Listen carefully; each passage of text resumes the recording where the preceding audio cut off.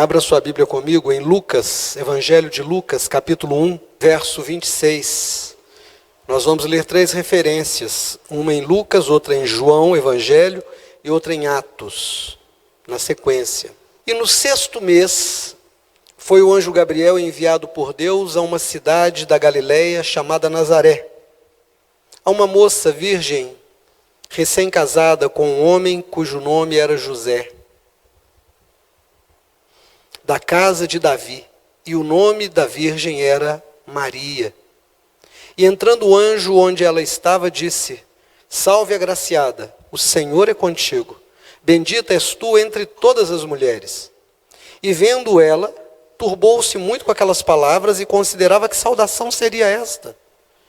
Disse-lhe então o anjo: Maria, não temas, porque achastes graça diante de Deus. E eis que no teu ventre conceberás e darás à luz a um filho, e por-lhe-ás o nome de Jesus.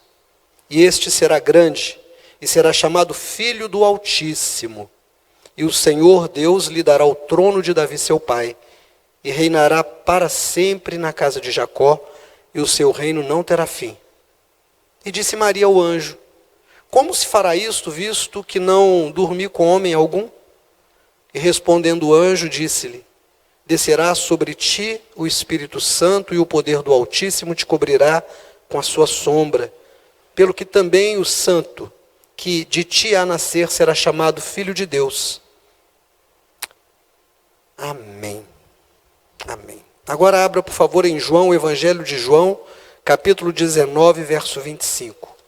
E junto à cruz de Jesus estava sua mãe, e a irmã de sua mãe, Maria, mulher de Clopas, e Maria Madalena.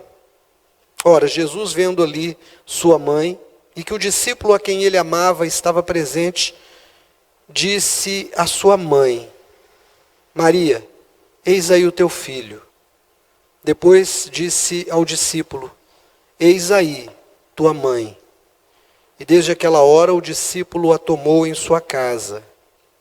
E agora a última referência, Atos dos Apóstolos, capítulo número 1, verso 14. Todos estes perseveravam unanimemente em oração e súplicas com as mulheres e Maria, mãe de Jesus, com os seus irmãos. Amém. Irmãos, hoje eu quero falar evidentemente sobre Maria. Pelos textos que eu escolhi, os 3 textos falam de Maria. Maria recebe o anjo que anuncia a ela o plano de Deus para a vida dela, para que ela possa ser engravidada pelo Espírito Santo e trazer Jesus ao mundo.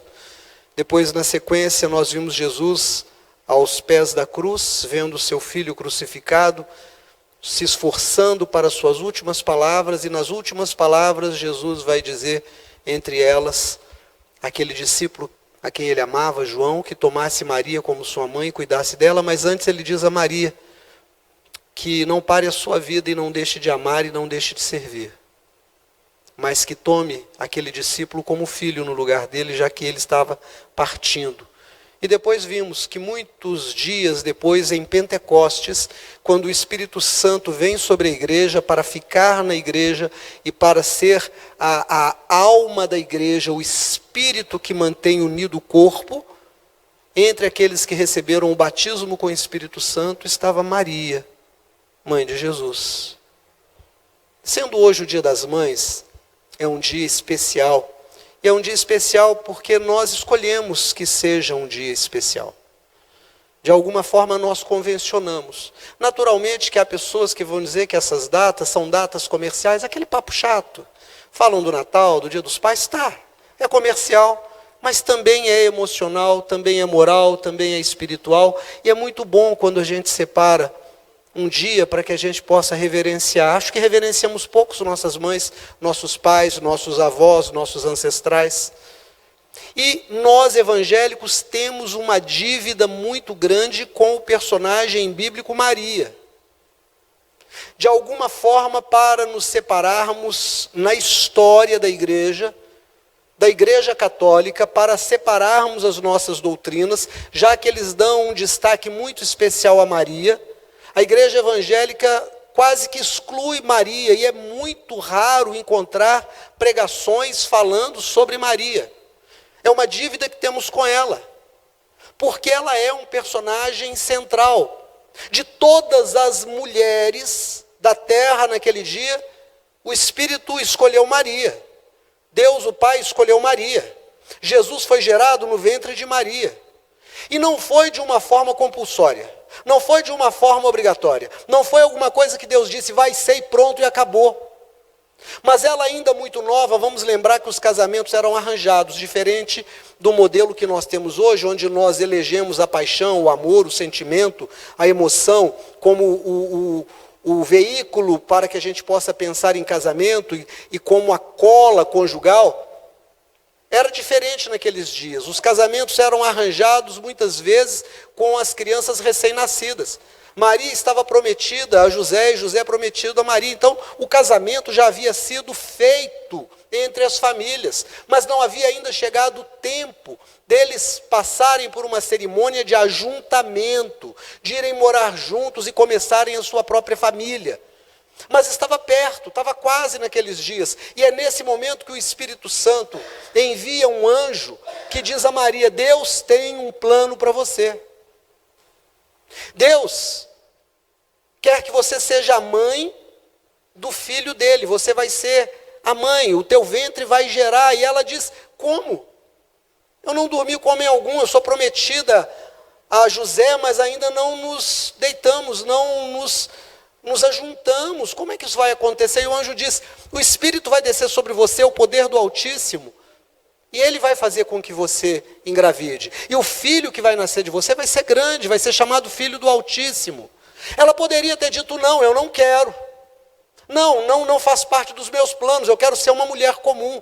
Eu quero ter os meus filhos com José.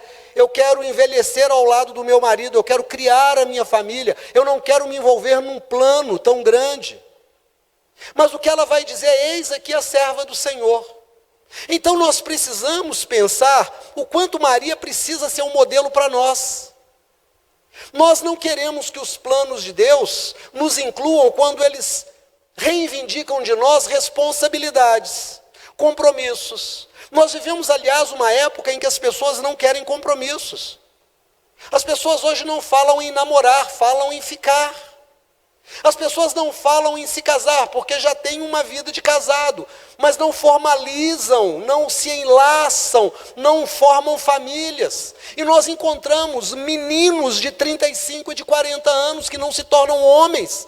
Mulheres de 35 e 40 anos que ainda são adolescentes e não se tornam mulheres, porque não conseguem assumir compromissos. Nós entendemos quando algumas pessoas têm algumas dificuldades para assumir compromisso com a igreja. Às vezes tem um dia que a gente não pode vir, o carro quebra, um engarrafamento, o filho fica muito doente, a gente não tem um dinheiro para pegar um ônibus, alguma coisa acontece. Mas tem pessoas que simplesmente não têm compromisso com a fé, não têm compromisso com o chamado, não têm compromisso com o ministério, não têm compromisso com a oração, com o conhecimento da palavra, porque são eternamente crianças. Maria, diferente disso, ela é uma jovem, mas ela é uma mulher madura espiritualmente. Ela é muito nova, talvez ela fosse uma moça de uns 16 anos, e Deus a escolhe quando diz, Deus tem um plano que envolve muito da sua vida. Ela diz, eis aqui a serva do Senhor. Eu estou pronta, pode contar comigo. Eu assumo essa responsabilidade. Irmãos, Maria é um modelo de abnegação, de negar a si mesma. Maria é um exemplo de quem tem um único desejo na vida, servir a Deus na vida. Ela não se afastou, ela não abriu mão do casamento, ela não abriu mão de ter outros filhos, ela teve outros filhos, ela criou os seus filhos, ela criou Jesus na disciplina, mas ela não abriu mão de ser serva. Então nós precisamos nos referenciar a Maria. Deus tem nos chamado a um ministério. Como nós estamos numa época de descompromissos, as pessoas infantilizadas acabam ficando muito doloridas. Tudo elas se ressentem. Tudo serve como uma desculpa para não servir, para não dar a Deus o mínimo, A gente oferece a Deus orações, sacrifícios, votos e fidelidade quando estamos apertados. Quando a gente está doente, quando o diabo vira para Deus e diz assim: Jó te adora à toa? Toca em Jó, põe enfermidade nele, você vai ver se ele não te nega. Irmãos, a natureza humana, ela é caída, ela é contrária a Deus, então nós precisamos nos voltar a Deus e lutar contra a nossa própria natureza. Isso que significa negar a si mesmo, tomar a sua cruz e seguir. Maria, ela nega a si mesma. Ela diz: qual é o plano de Deus para mim? Eu assumo, pode contar comigo. E ela recebe, mesmo sabendo que seu marido poderia dizer que ela era uma mulher que tinha errado, que tinha engravidado de outro homem, mesmo sabendo que ela estava debaixo de uma sentença social de ser apedrejada. Mas ela confiou em Deus. O projeto da vida dela era servir a Deus na vida dela. Como mãe, como mulher de José, como filha de quem ela era filha, envelhecendo, criando, mas servindo a Deus. Segundo texto que nós vimos, ela está aos pés da cruz. E aí, enquanto nós cantávamos, ouvindo Tiago, Meinha e Pedro, eu me lembrei da Sulamita, aquela moça a quem o profeta, sabendo que ela era esposa de um homem velho e sexualmente impotente pela idade, e ela muito nova, era um casamento arranjado, o sonho da vida dela era ter um filho, e ela tinha feito uma oferta muito especial à obra de Deus. Ela havia mandado construir um cômodo acima da sua casa, e pôs ali uma cama, pôs ali alguns utensílios, alguns móveis, para que aquele homem de Deus que passava ali em viagem, mais o rapaz que o servia e o acompanhava, pudessem dormir. E aquele homem de Deus fica tão grato que fica preocupado em retribuir. Não há nada, não há ninguém que fique livre para poder dizer a Deus ou de Deus que Deus não paga, que Deus não retribui. Ela havia feito uma coisa boa, e aí o homem de Deus quer retribuir, pergunta para aquele rapaz que o serve: o que essa moça precisa? O que eu posso interceder por ela junto a Deus? E aquele homem diz, aquele rapaz diz: ela tem tudo, ela é rica. Ela tem servos, ela tem servas, ela tem dinheiro, ela tem propriedades, ela tem saúde, ela tem juventude. E o homem de Deus fica desolado porque ele quer fazer um agrado para ela. E aquele rapaz diz: mas ela não tem filho. E ele diz: ela vai ter. E ora a Deus, e daí 1 ano ela tem um filho. E quando esse menino tem uma idade ali, uns 7, 8, 9 anos, um dia aquele menino tem uma dor de cabeça muito forte e morre. E ela monta num jumento e vai até o homem de Deus, e a primeira coisa que ela faz, quando ela encontra o homem de Deus, é perguntar: eu te pedi um filho? Eu te pedi um filho? O homem de Deus diz: o que aconteceu? Estou vendo que você vem apavorada nessa carreira e já me faz essa pergunta. E ela diz: o menino morreu. Eu sabia que isso ia acontecer, eu não te pedi um filho, o Senhor me deu, agora eu estou presa a ele, eu estou sofrendo. E o homem de Deus vai lá e ressuscita o menino. Mas o que eu quero dizer é que Maria está aos pés da cruz e ela não vira para Deus e diz assim: eu te pedi um filho. Maria não. Maria estava pronta para aceitar o filho e para devolver o filho. Maria é um exemplo para nós que perdemos. Sabe, irmãos, eu tenho ao longo do meu ministério, que já vão aí algumas décadas, encontrado pessoas que não se levantam depois da morte do marido, da morte de um filho, da morte de um pai, da morte de uma mãe, de uma esposa. Gente que para na fé, que não vai mais à igreja. Gente que fica amargurada e diz: Deus me traiu. Eu tenho encontrado pessoas que perderam fortunas. Gente que foi muito rica e que de repente perde tudo. E que fica tão perturbado que adoece e morre em menos de 1 ano. E que eu ouvi com estes ouvidos que a terra de comer, como diziam os antigos, né?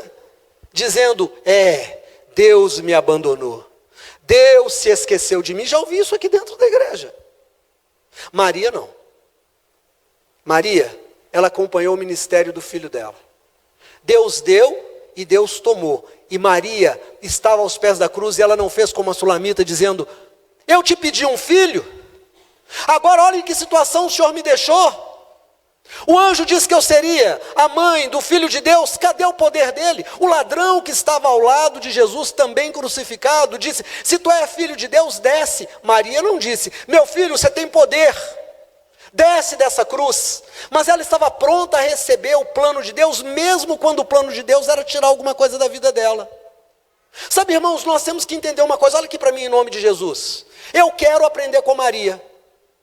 Eu quero ser discípulo da fé que Maria tem. Porque é muito fácil receber de Deus um carro zero. É muito fácil receber de Deus a saúde. Como é bom arrumar uma namorada, um namorado. Como é bom ter um marido, ter uma esposa. Como é bom a gente ter um filho, ver o filho crescer. Como é bom a gente receber um filho que é tirado da morte, é devolvido a gente. Mas e quando é o contrário?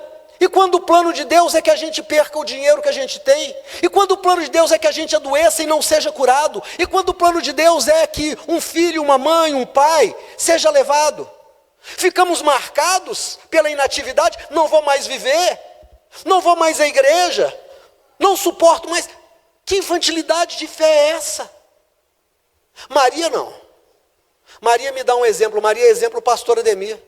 Ela está aos pés da cruz vendo o filho dela que foi traído por quem disse que o amava, preso por autoridades corrompidas, julgado por um sistema vendido, torturado por soldados violentos e longe da justiça, crucificado injustamente, colocado entre ladrões.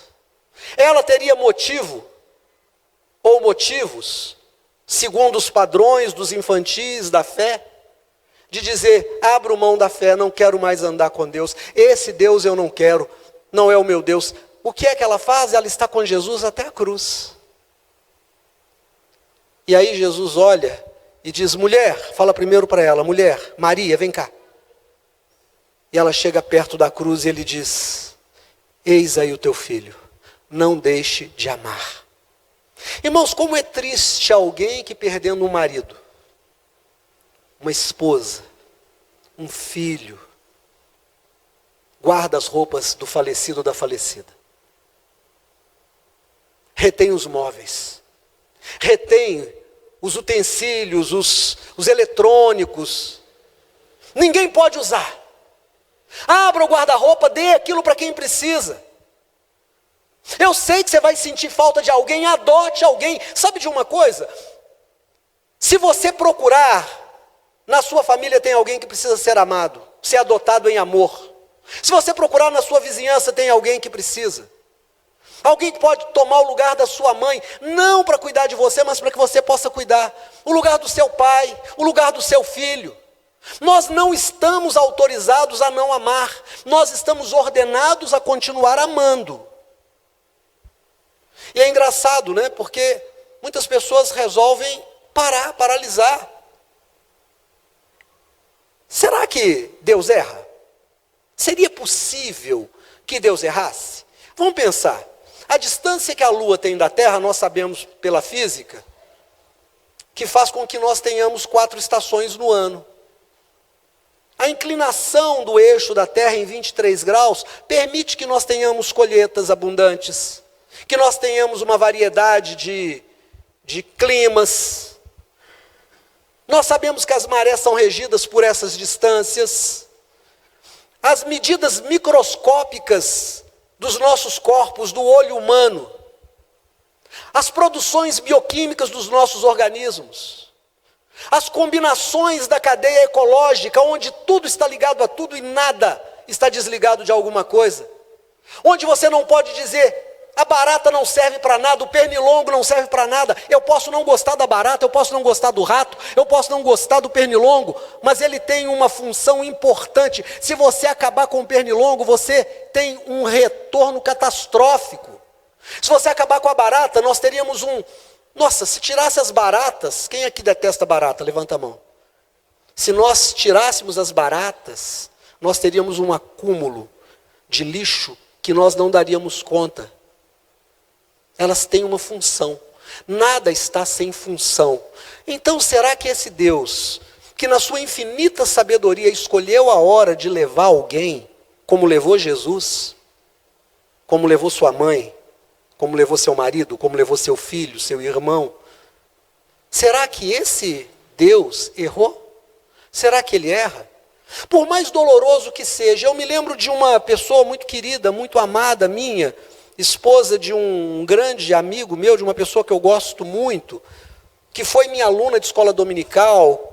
Ele também foi meu aluno de escola dominical. Quando se casaram, ele casou com o meu cinto, porque no dia do casamento dele, eu fui visitá-lo rapidamente, eu estava trabalhando para dar um abraço, e ele ficou desesperado, falou: pastor, esqueci de comprar o cinto, já estava pronto de terno, mas não tinha cinto, tirei o meu, e daí falei: vai para a igreja. Eu não vou para a igreja porque eu tenho que trabalhar, mas casou com o meu cinto, é alguém que eu gosto, gente de fé, que eu conheço, fé verdadeira, mas que quando perde um irmão, ela perde um irmão num acidente trágico, ela começa a questionar a Deus e diz: se Deus é bom, por que Deus deixou isso acontecer? Irmãos, eu entendo a dor. Eu não estou julgando, eu só estou dizendo que Maria não fez isso. Maria não virou para Deus como a Sulamita, como essa moça, ou como outros tantos, e disse: o Senhor me traiu, eu agora não vou viver, eu agora vou ficar em casa, eu agora... Não! Ela olhou para aquele moço que estava ali, João, e Jesus disse: eis aí o teu filho. Ela disse: eu estou pronta a amar, eu vou cuidar dele como cuidei de você, eu vou continuar na fé. E ela continuou, porque nós chegamos em Atos dos Apóstolos, porque quando nós chegamos em Atos dos Apóstolos foi o dia do batismo no Espírito Santo, quando o Espírito Santo veio para a igreja. Jesus havia ressuscitado, apareceu aos discípulos, eles estavam no cenáculo fechado, e ele disse: eis que estou convosco, paz seja convosco. Alguns dias depois ele aparece de novo. Tomé, que não estava da primeira vez, estava da segunda. Ele aparece e diz: Tomé, eis-me aqui. Você disse que só acreditaria se pusesse a sua mão. Põe a mão na minha, eu ressuscitei. E ele disse: vão para Betânia. E lá ele diz: vão por toda a terra, preguem o evangelho, mas fiquem em Jerusalém, até que do alto sejais revestidos de poder. E os irmãos estavam lá orando, buscando, e a Bíblia diz: e entre eles estava Maria. Ah, se fosse nos dias de hoje. Por que você não veio ao culto? Porque meu filho morreu. Ela não, ela estava no culto porque o filho dela morreu. Ela estava no culto porque o filho dela tinha falado para ela manter a fé. Ela estava no culto porque o filho dela agora era João, era Filipe, eram os outros apóstolos, os outros irmãos. Porque a responsabilidade que nós temos como crente não é de vir à igreja para receber, isso é consequência. A nossa responsabilidade de ter vida na igreja é para que nós possamos doar. Quando eu venho, algo que Deus colocou na minha vida para a igreja é dispensado à igreja, é entregue à igreja. Por isso a Bíblia diz: quando vocês se reúnem, um traz palavra, o outro traz profecia, o outro traz louvor, o outro traz revelação. Porque a igreja é um corpo. Então quando eu deixo de servir ao corpo, eu estou deixando de servir a Deus. Maria não. Maria passou por tudo que tinha que passar e continuou. Sabe, eu gosto muito dos irmãos católicos. Um dia desse eu atendi uma paciente que eu gosto muito dela. Gosto muito do marido dela, gosto muito dos filhos dela. E ela é católica. Eu, quando atendo e uso a fé dos meus pacientes no tratamento deles. Não uso a minha. Não faz o menor sentido usar a minha. Eu tenho que usar a dele. E ela, como católica, eu disse: sabe o que eu gosto na igreja católica? Eu gosto da igreja católica que eu vim de lá. Eu nasci num lar católico. Eu amo a igreja católica. Gosto. Eu gosto dos ritos. Gosto. Eu gosto de Maria. Ah, eu amo Maria. Maria é um exemplo para mim. Pena que ela só aparece 19 vezes no Novo Testamento. Pena, podia aparecer 119, 1019. Porque ela é um exemplo para a minha vida. Eu gosto da relação que vocês têm com os mortos. Porque vocês não se esquecem deles. E quando não sabem o nome, pelo menos pedem a Deus pelas almas, seja do purgatório ou de qualquer outro lugar. Mas não se esquecem. Como nós, evangélicos, esquecemos dos nossos mortos. Morreu, acabou. Para você, para mim não. Eu não posso acreditar que um Deus de amor cortaria um vínculo de amor com uma coisa tão boba como a morte, quando ele prometeu a ressurreição. Se tem ressurreição, tem vida. E eu disse, eu gosto de Maria. E hoje, como é dia das mães, eu olho e digo, qual é a maior mãe que a Bíblia tem? Maria. E eu quero ser como Maria.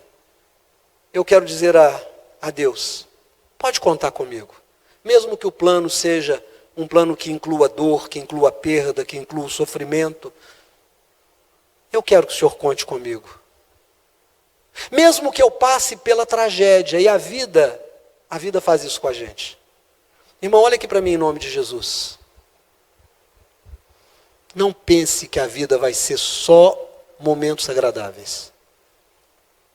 A vida tem momentos difíceis.